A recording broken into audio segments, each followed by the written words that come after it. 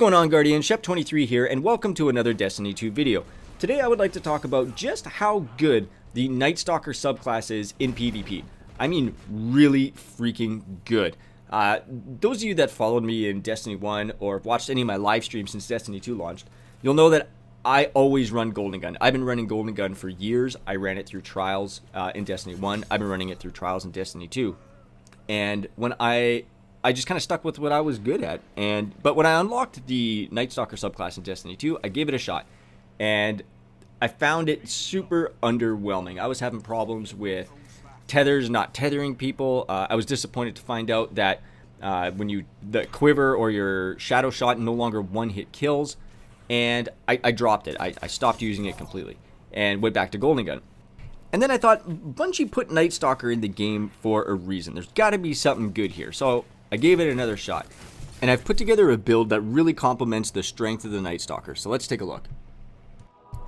First thing I'll say is this is not the only build that will work with the Nightstalker. This is just something that I found that has worked really well for me. So if you've got another really great build, drop a line in the comments below and I'll give it a shot. So the first part of my build, I use Gambler's Dodge. This just basically makes sure that I'm going to have as many smoke bombs as possible, which is super important for this build. We'll show a few clips of that later. Jumps, triple jump. I'm just used to triple jump. That's kind of what I stick with. Strafe jump is also a good choice. It actually does make a pretty big difference when you're trying to control your direction mid-air.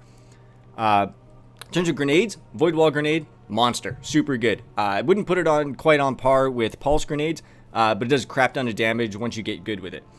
Spike grenades are also good if you come from Golden Gun and you're used to trip mines. Same idea, does a crap ton of damage.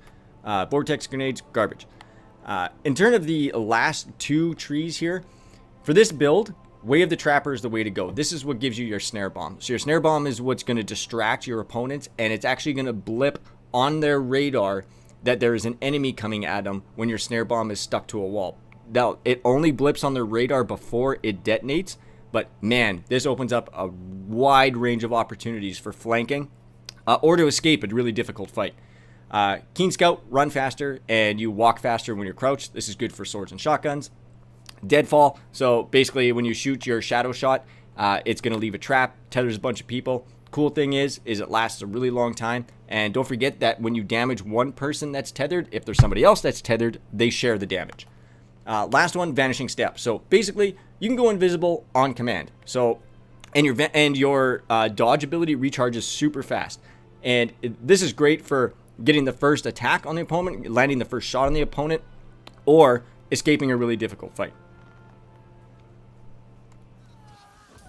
Now let's take a look at some smoke bomb gameplay, and I'll show you why these things are so good. Like, these things are so freaking good. Like, they open up opportunities for you to win 1v2s, 1v3s, 1v4s, and it puts your opponents at such a disadvantage if your smoke bombs are used properly. So this guy gets perfectly baited in. This is exactly what smoke bombs were intended to do. So let's break this down a little bit. So when I'm creeping up to the edge of this wall, I notice that there's two red blips on my radar. I also know that if I go head to head against these guys, I'm going to lose because Destiny 2 is all about team shotting. So this is where the smoke bomb is key. So I toss the smoke bomb in, and on his radar, he thinks there's somebody waiting the doorway for him to attack, and this leaves him open for me to swoop in for the easy kill. Like, I cannot stress enough about how good smoke bombs are. They're so freaking good. Like, you might think that these guys are dumb. Like, don't they see the bomb getting tossed? Like, they don't see a Guardian there. But everybody watches their radar. Everyone's looking at their radar. They're not always looking what's in front of them. And you got to take advantage of that. And that's what the Nightstalker allows you to do. So the last two things I'm going to kind of smash together are going to be the Invisibility talent and the super. So Invisibility is super good. It's good offensively. It's good defensively. So the only thing that you have to learn and be careful of is the length that you are actually invisible. It's not very long. Like, you're usually invisible for only I think it's about 3-4 seconds, and then as soon as you pop out of that invisibility, like, you're snapping right back on that radar. But on the plus side, when you are invisible, like, you're totally off radar. Like, there's no blips. It's not like Destiny 1 where if you were invis with the Blade Dancer that you would get the odd blip on the radar. Like, this, you're totally gone. And what you can do with this is two things. So one, it's a great way to start an engagement because you're almost going to get the first shot off guaranteed.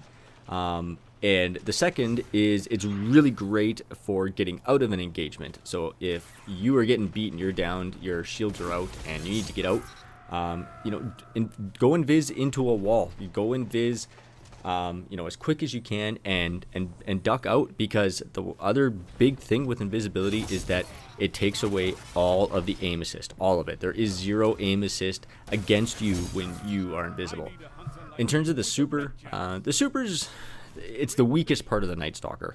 There's really nothing, good to say about it. Can you make some big plays? Yeah, sure, you can make some big plays with it, but you got to be coordinated. Like, if you're going to go in solo and try to make a big solo play, 99% of the time you're going to get shot out of the air before you even get a chance to clean up the guys that you've tethered. And remember, like I said earlier, tether no longer one-hit kills, so you basically have to plan it out. You either have to hit a wall, or you have to plan out where, or basically you got to predict where the guys are going to be, and place your tether there, and hopefully you can land a few shots. Unless you're going to be coordinated with a team, there's really not that much great to say about the super.